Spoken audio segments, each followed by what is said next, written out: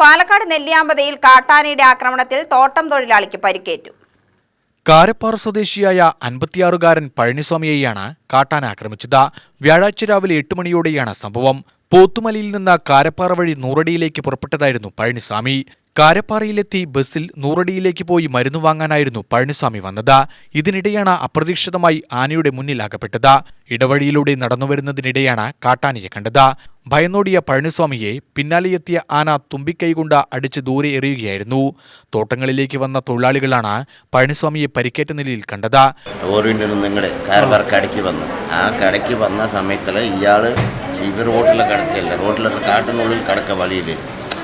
അപ്പോൾ അയാൾ കണ്ടിട്ട് പിന്നെ അവിടെ ഫീൽഡിൽ പോയി പറഞ്ഞ് ഫീൽഡ് ഓഫീസിൻ്റെ അടുത്ത് പറഞ്ഞ് പിന്നെ ബംഗാളികളെല്ലാം മൊത്തം തെറ്റിട്ട് BRC ഡിവിഷനിൽ കൊണ്ടുപോയി അവിടെ ഇട്ട് കട്ടെല്ലാം അവിടെ കടത്തിയിരുന്നുണ്ടായിരുന്നു. ഉടൻ തന്നെ വനംവകുപ്പിനെ വിവരമറിയിച്ചു. വനംവകുപ്പിന്റെയും RRTയുടെയും നാട്ടുകാരുടെയും നേതൃത്വത്തിൽ നെല്ലിയാമ്പതി പ്രാഥമികാരോഗ്യ കേന്ദ്രത്തിൽ എത്തിച്ച പ്രാഥമിക ചികിത്സ നൽകി. തുടർന്ന് നെന്മാറയിലെ സാമൂഹ്യാരോഗ്യ കേന്ദ്രത്തിൽ എത്തിച്ചു പരിശോധിച്ചപ്പോഴാണ് പഴനിസ്വാമിക്ക് വാരിയലിന് പൊട്ടലുള്ളതായി കണ്ടെത്തിയത്. തുടർന്ന് വിദഗ്ധ ചികിത്സയ്ക്കായി പാലക്കാട് ജില്ലാശുപത്രിയിലേക്ക് മാറ്റി. നെല്ലിയാമ്പതിയിൽ ജനസഞ്ചാരമുള്ള പ്രദേശങ്ങളിൽ അടിക്കാടുകൾ വെട്ടിമാറ്റുന്ന പ്രവൃത്തി ഫണ്ടില്ലെന്ന കാരണത്താൽ 2 വർഷമായി മുടങ്ങിക്കിടക്കുകയാണെന്നും ഇതുമൂലം വഴിയരിയിൽ നിൽക്കുന്ന വന്യമൃഗങ്ങളെപ്പോലും തിരിച്ചറിയാൻ പ്രയാസമുണ്ടെന്നും ഇവിടുത്തെ ഡ്രൈവർമാർ പറഞ്ഞു.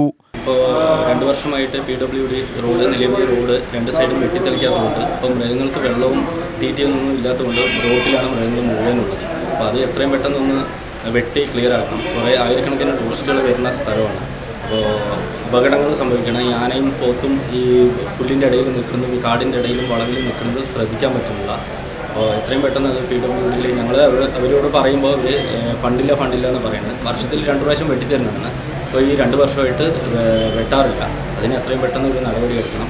മൃഗങ്ങൾ അതാകുമ്പോൾ ദൂരത്തുനിന്ന് മൃഗങ്ങളുണ്ടെങ്കിൽ നമുക്ക് മാറിപ്പോകാനും ഒരു ഉപകാരമായിരിക്കും. അത് എത്രയും പെട്ടെന്ന് ചെയ്യേണ്ട സംവിധാനം ചെയ്യണം. UTV news, Palakkad.